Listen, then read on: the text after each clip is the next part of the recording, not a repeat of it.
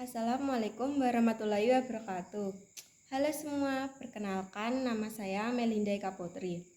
Nah, berdirinya saya di sini, saya akan menjelaskan tentang pengertian masa praaksara, kapan masa praaksara itu dimulai, dan siapa saja manusia purba yang ada di Indonesia, serta bagaimana sih cara manusia purba tersebut hidup. Nah, untuk kelanjutannya simak video ini ya. Oke, untuk yang pertama kita akan berbicara tentang masa praaksara. Apa sih yang dimaksud dengan masa praaksara itu? Jadi, masa praaksara adalah masa praaksara yang kita sebut sebagai masa nirkala, merupakan suatu masa saat manusia purba belum mengenal tulisan. Seluruh dunia memiliki masa praaksara yang berbeda-beda antara satu tempat dengan tempat yang lainnya. Sebutan masa praaksara ada untuk menggantikan masa prasejarah yang dirasa kurang tepat karena meskipun belum mengenal tulisan, manusia purba yang hidup pada masa tersebut sudah memiliki sejarah serta menghasilkan kebudayaan. Nah, itu adalah pengertian masa praaksara. Selanjutnya kita akan belajar tentang kapan sih masa praaksara itu dimulai. Jangan kemana-mana. Oke, kapan sih masa praaksara itu dimulai? Nah, meskipun belum diketahui secara pasti dan belum bisa dibuktikan, namun yang pasti masa praaksara dimulai sejak manusia purba mulai terdapat di muka bumi. Pada zaman Neozoikum dan atau dikenal juga dengan Kainozoikum, yang terjadi kurang lebih 65 juta tahun yang lalu. Bumi sudah mulai stabil, sehingga kehidupan semakin berkembang. Neozoikum dibagi menjadi dua. Apa itu teman-teman? Iya, betul sekali, yaitu zaman tersier atau zaman ketiga dan zaman kuarter atau zaman keempat.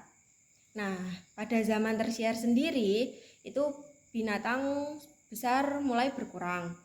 Tergantikan ada jenis-jenis binatang menyusui. Misalnya kera dan monyet.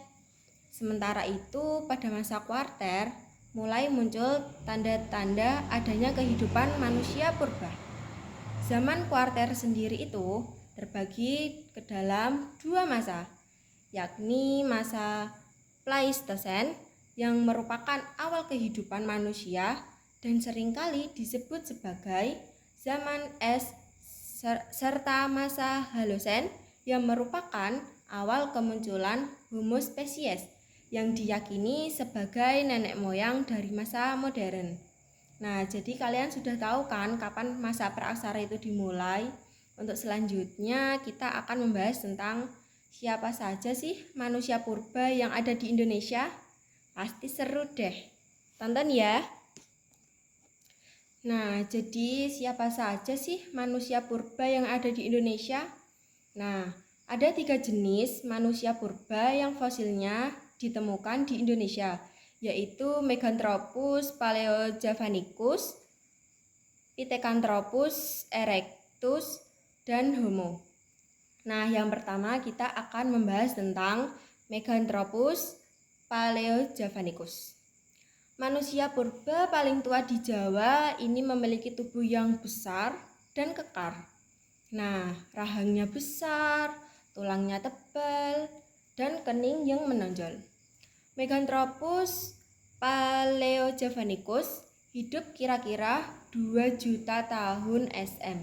Fosilnya ditemukan dan diteliti oleh Dr. Ghr. von Koenigswald pada 1936 dan 1941 di Sangiran, Solo. Nah, jadi itu yang pertama Meganthropus. Dan yang kedua ada Pithecanthropus erectus. Dari namanya saja, manusia purba satu ini merupakan manusia kera yang berjalan tegak. Nah, bisa dibayangkan ya teman-teman, Tingginya itu sekitar 165 sampai 180 cm. Sama dengan manusia zaman now. Iya, zaman now sekarang. Fosilnya itu ditemukan oleh Eugene Dubois di Trinil, dekat Bangsawan, Solo. Nah, dua jenis manusia purba, yaitu yang pertama Meganthropus dan yang kedua Pithecanthropus. Dan yang terakhir, yang ketiga, yaitu Homo. Homo adalah manusia purba ini lebih sempurna dibandingkan dengan kedua pendahuluannya. Dan juga ada 3 jenis nih Homo di Indonesia, yaitu yang pertama ada Homo solonensis, yang kedua ada Homo wajakenis, dan yang ketiga ada Homo sapiens. Nah, tadi kan sudah disebutkan ada 3 Homo yang ada di Indonesia. Yang pertama yaitu Homo soloensis. Seperti kedua pendahuluannya, Homo solonensis juga berasal dari Solo. Fosilnya ditemukan oleh insinyur Oppenor di Ngandong. Tinggi badannya yaitu sekitar 180 cm dan tengkoraknya lebih besar daripada Pithecanthropus erectus. Homo soloensis dapat berjalan tegak. Nah, itu tadi adalah ciri-ciri dari Homo soloensis. Yang kedua ada Homo wajakenesis. Homo wajakenesis itu ditemukan oleh Van Rietschoten pada 1888 di Wajak, Jawa Timur. Manusia purba ini memiliki tinggi badan yang berkisar dari 130 sampai 210 cm dengan tengkorak yang lebih bulat. Mereka juga dapat berjalan tegak serta memiliki keahlian untuk membuat peralatan dari batu, kayu, dan tulang belulang. Nah, yang ketiga nih, yang terakhir ada Homo sapiens. Manusia purba generasi terakhir ini memiliki ciri-ciri fisik yang menyerupai manusia modern masa sekarang. Jadi Homo sapiens ini udah modern gitu ya teman-teman.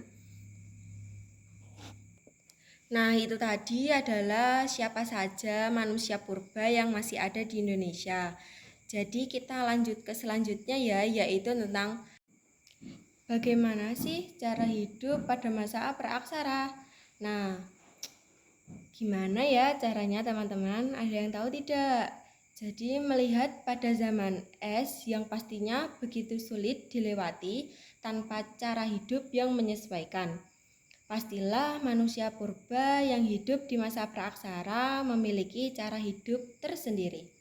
Manusia purba memiliki 2 karakter khas dalam pola huniannya.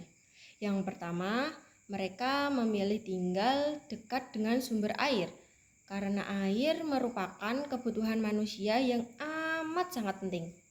Mulai dari sebagai kebutuhan jasmani, hingga mobilitas dari satu tempat ke tempat lain, ya itu adalah kebutuhan jasmani kita. Dan yang kedua, mereka lebih memilih hidup di alam yang terbuka. Situs-situs purba di sepanjang aliran Bengawan Solo adalah bukti dari pola hunian ini. Hasil penelitian berupa fosil maupun artefak lainnya menunjukkan bahwa manusia purba pada masa praaksara yang awalnya hidup dengan cara berburu dan meramu alias masih bergantung pada alam. Karena itu, mereka juga hidup berpindah-pindah seiring dengan ketersediaan makanan. Masa ini disebut pula dengan masa gathering. Nah, setelah masa food gathering, mereka mulai nih mengenal pada masa producing. Tidak hanya mengumpulkan makanan, manusia purba juga mulai melakukan kegiatan bercocok tanam untuk mengusahakan makanannya. Jika tanah sudah habis, mereka akan mencari lahan baru. Mereka mulai menebang, bahkan membakar hutan.